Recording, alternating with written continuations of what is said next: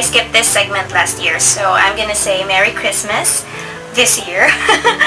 Actually, this video is just about me telling of my experience here in the YouTube world. Not that I have so much following, not that I have huge income out of this, because honestly I don't earn anything from this.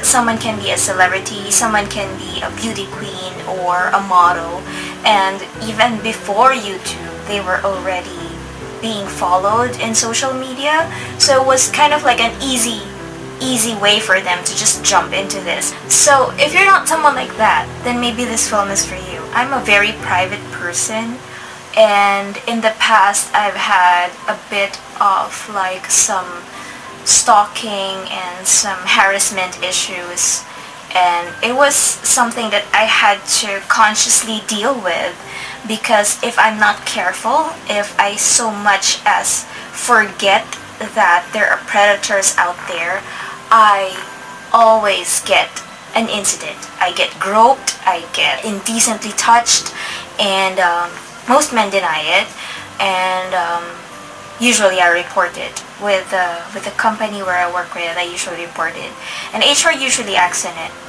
And there are a lot of stigma, which is like a totally different story, but that's the nature of why I was really hesitant to jump into this. But because of my passion for filming, which I discovered because of the nature of my job, I do a lot of film editing, same day edit. I would travel and I would have a film recorder, like a huge film recorder with me, and I hated editing. But now it's so much easier and so much more fun because of the software that I have, and I kind of like putting things together and bringing everything into life and showing it to you guys under my perspective. So I'm really passionate about that. So I had to get over all my privacy issues and all my concerns about being stalked, being followed. And somebody who has been blogging for so many years before I've been has told me that just sticking to your content and not telling the world about what every detail about you. So I thought about it and like, oh yeah, I mean, I don't really have to be the same format as anyone else. That everyone wants to just be too relevant, too updated, too just in time. And I don't have to be that person. So like for this year, I went to Vietnam, and that has been, I think I ended it in October, a 10-month thing to cover. While it was also running, I still wanted to keep you updated on some makeup reviews, some makeup tutorials, some food reviews, kind of like merge them together. I don't feel bad about not having any content.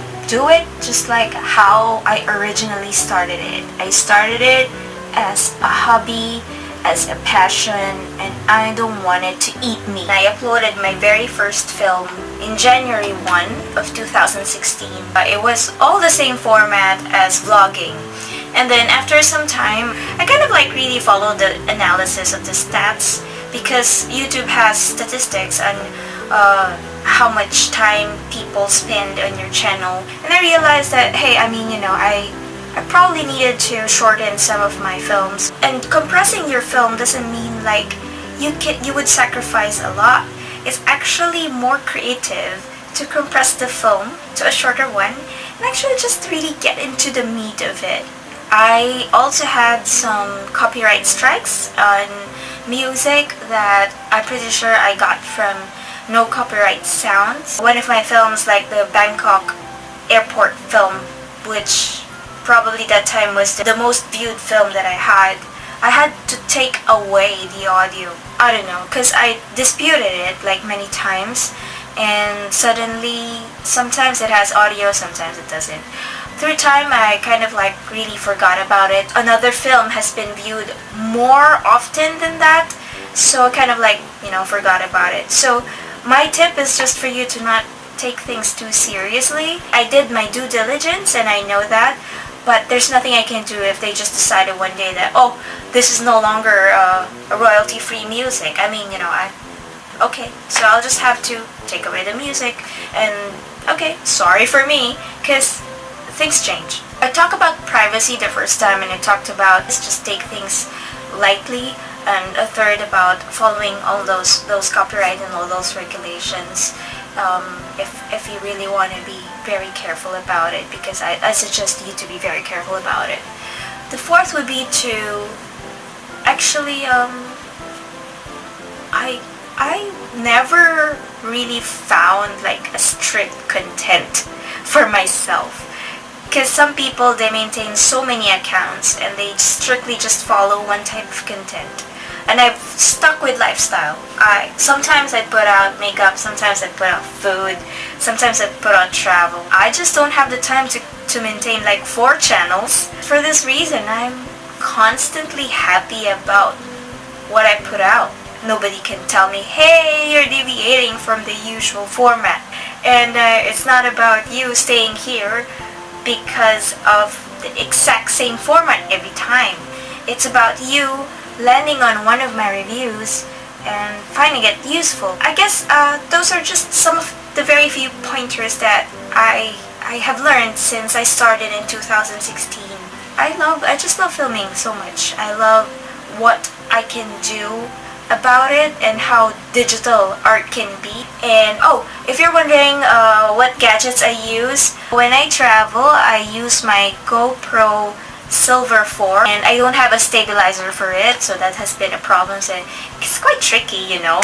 And for my makeup tutorials, every time I wanted a lot of just vibrance in color and some detail to it, I use my Olympus Micro Four Thirds EPL-5, which is what I'm using right now. I usually use this when I'm just talking to you guys or doing a face-to-face review of something. Recently, I've also ventured into using my Samsung Galaxy S8 Plus in filming my food reviews, because that has been really handy. It balances out the light, and when I layer it, when I put them all together and I render it in high quality, it comes out really good. I've filmed a lot of travel and food reviews using that camera.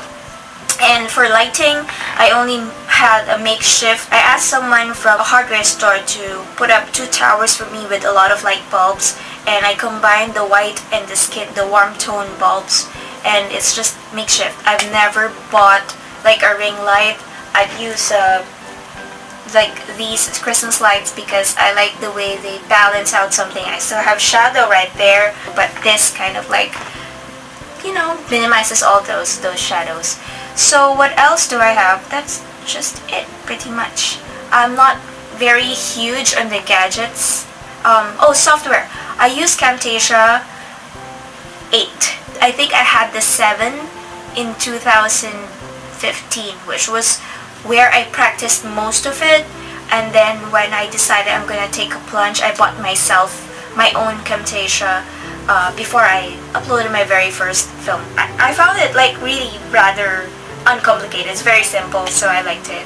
The rest of the software that I've seen, they're either too simple or too expensive. So there you have it. I hope that you get some pointers out of this. I do have some friends also who's into this, and I sometimes collaborate with them. I would link their channel below. I have also recommended some of my friends who are into online shopping.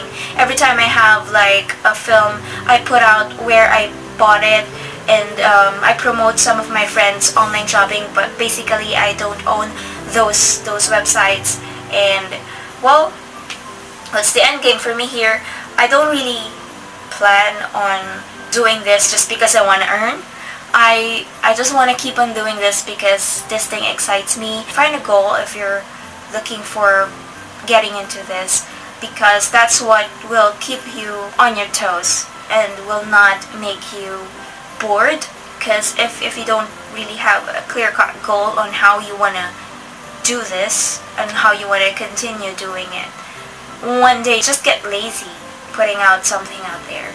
So yeah, so that's my tip for you if you're someone like me who has a day job and who is just doing this for the fun of it, or you know, like the hobby and a passion at the same time. So I hope that this film has helped you, and if it did, please don't forget to click the thumbs up button and do subscribe if you like my content. Again, Merry Christmas everyone, and I hope that you have a good one. Happy New Year as well. Bye!